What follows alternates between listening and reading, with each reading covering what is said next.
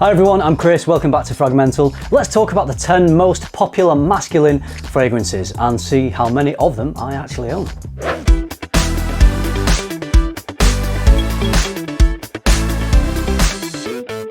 So I did a video similar to this a few months back that was based on what users of the Fragrantica website voted as the top 10 best men's fragrances of all time. This video is slightly different because it's coming from information on the Base Notes website, which along with Fragrantica is probably the other really big fragrance information website. On there they have directories, and one of those directories is called Most Popular Masculine Fragrances. So I thought it would be interesting to go through the top 10, see how many of them I own, and then at the end of the video compare this list to the Fragrantica list just to see how many of the fragrances cross over. The fragrance at number 10 is one that I do own, and this is the first surprise because I thought that this one may be higher up the list. Spoiler, it was definitely higher up the Fragrantica list, but here it's number 10. It's from Dior and it is the legendary Dior Homme Intense. This is an amazing woody Irish chocolatey smell, and this is the sort of scent that I think a woman would find really sexy on a man because it's got those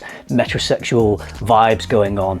I'm not saying women do find this smell sexy, going off the zero number of compliments I've had whilst wearing this fragrance. Maybe they don't, but of course, just because I've not had any compliments doesn't mean to say that when you're wearing this, people don't find it sexy. There's a lot of people out there that don't really want to go up to you and say, hey, I find your fragrance really sexy. Anyway, I think it is. It's one of my favorite designer fragrances of all time. I love this fragrance so much that it just works anytime for me. I can wear it as a casual scent, as a date night scent, really good as a formal scent. It just does the lot. Do you think it's about time we had another Dior Homme flanker? I think maybe we've not had one for a little while. I'm thinking maybe Dior Homme Incense.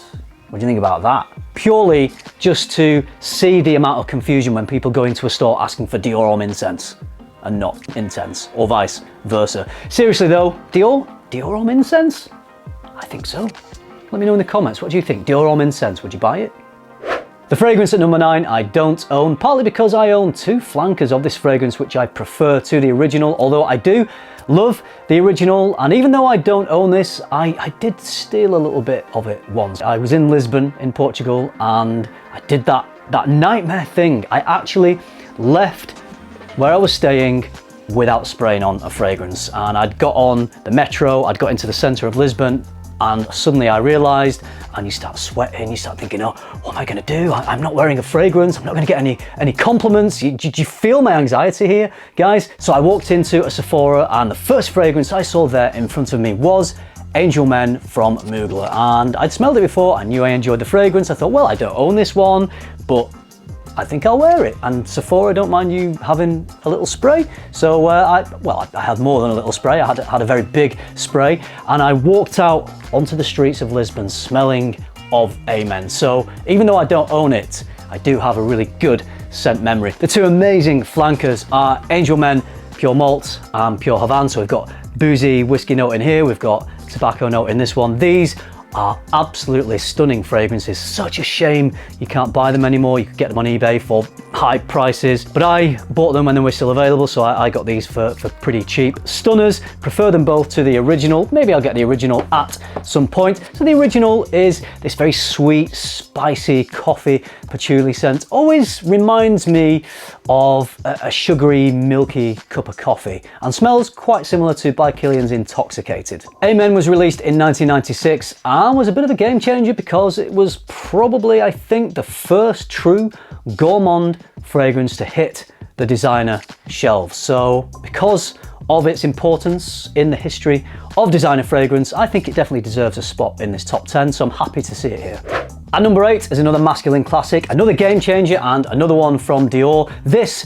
1988 release definitely deserves a spot in this list. It's Fahrenheit. Violet leaf, leather, all sorts of florals and citruses come together to create this famous gasoline or petrol smell. Very sexy, very masculine scent. When I smell this, it always makes me think of that famous black and white Herb Ritts photograph. I think it was called Fred with Tyres. It's the topless mechanic with his overalls rolled down holding the tyres in the garage. I imagine that dude smelling of Fahrenheit. Disclaimer, I never owned that poster. My best friend's sister had it on her bedroom wall, which is where I saw it for the first time. Dior Fahrenheit, stunner, definitely deserves to be in the list, and as you can see, I own it. Number 7, I also own. Little surprised to see it here in the top 10. I think it's a great fragrance. I think it's an amazing fragrance actually, but still surprised it's in the top 10. From Guerlian, it's Vetiver, or as some doofuses like to say, from Vetiver, it's Guerlian. Guerlian from Vetiver is one of those fragrances for me.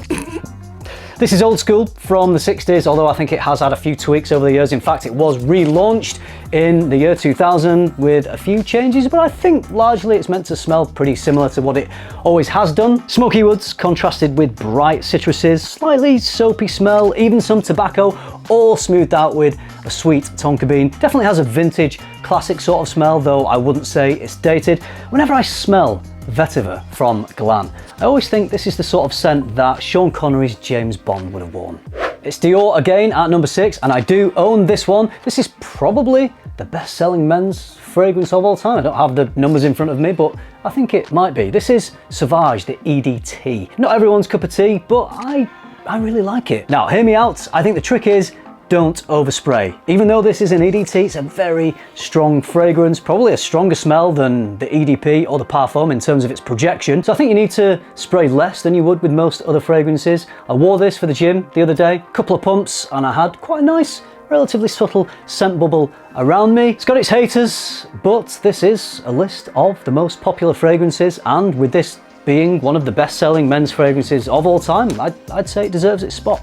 If you love fragrance as much as I do, head over to my online store luxparfum.co.uk. You'll find my favourite brands plus brands you can't find anywhere else in the UK. Link is in the description.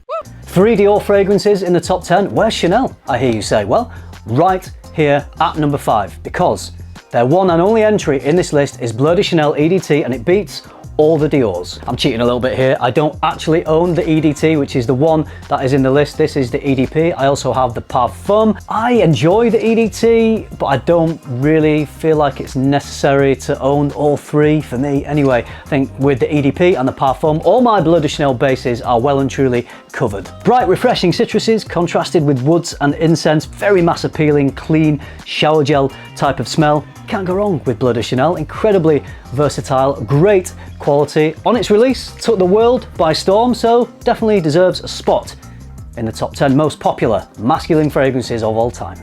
Now we're well into the top 5. Creed are showing up for the party with the number 4 entry of Green Irish Tweed, or GIT. This has a freshly cut grass type of smell, supposed to be inspired by a walk in the Irish countryside. Very similar smell to Davidoff's Cool Water. In fact, same perfumer, Pierre Baudon, but I would say Green Irish Tweed is more natural smelling, it's smoother, it's more refined, it's more luxurious. To me, Green Irish Tweed is the quintessential gentlemanly smell. It makes me think of a lord on his estate, dressed smart in formal country attire, going out doing some shooting, maybe a round of golf, and then a spot of lunch in a village pub followed by a pint. So if you like to do all those things, get GIT. I don't own it. I do own a lot of Creeds, which I prefer over Green Irish Tweed. Maybe I'll get it at some point, but I just haven't got around to it yet.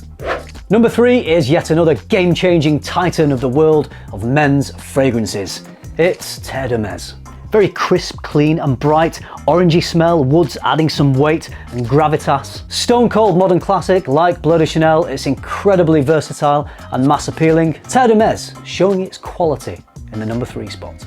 At number 2, I do own this one. It's another entry from Creed. This is probably the biggest selling men's niche fragrance of all time. So no surprise that the mighty Aventus is so high in the list. Crisp citruses, pineapples, smoky woods. I would describe Aventus as a fragrance of delightful contrasts. Perfume alchemy occurred when Jean-Christophe Hérault built Aventus. This fragrance alone has probably added millions to the net worth of Creed. So many people have bought this fragrance because it smells insanely good. If I could only keep one fragrance for the rest of my life, it might be this, you know. Drum roll, number 1. So far, no big shocks in this list. Until now, we've had Dior, Chanel, Creed, Guerlain, all titans, heavyweights of the men's fragrance world.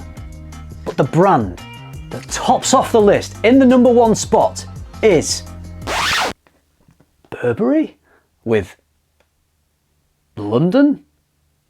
I mean, I like it, but I don't know if I'd put it ahead of all the other 9 fragrances on this list. I just can't get on board with that. It has a luxury, soapy, piney smell, tobacco, spices. It gets a 4.26 rating out of 5 on Fragrantica, so also gets a lot of love over there. So quite a big shock for me, this one. But the good news is, if you want to pick up the most popular masculine fragrance, you can do so for just £23 for 100 ml. Good fragrance with an even better price. Just surprised it somehow managed to slide into the number 1 spot.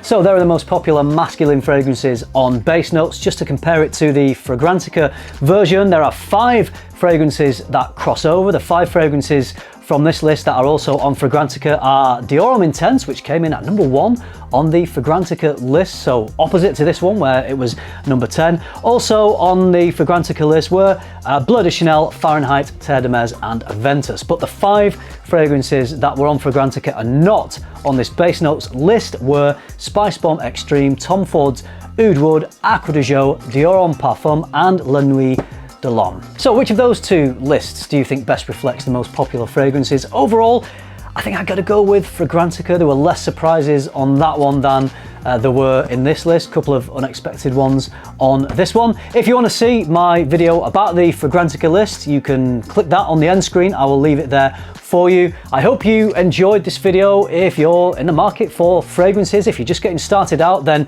any of these in the top list are definitely worth having a smell to see if you like them. This list or the Fragrantica list would be a great place to start. So if you liked it, give it a like, subscribe if you haven't already, and if you do all that, I will see you in the next video. Thanks for watching. Bye.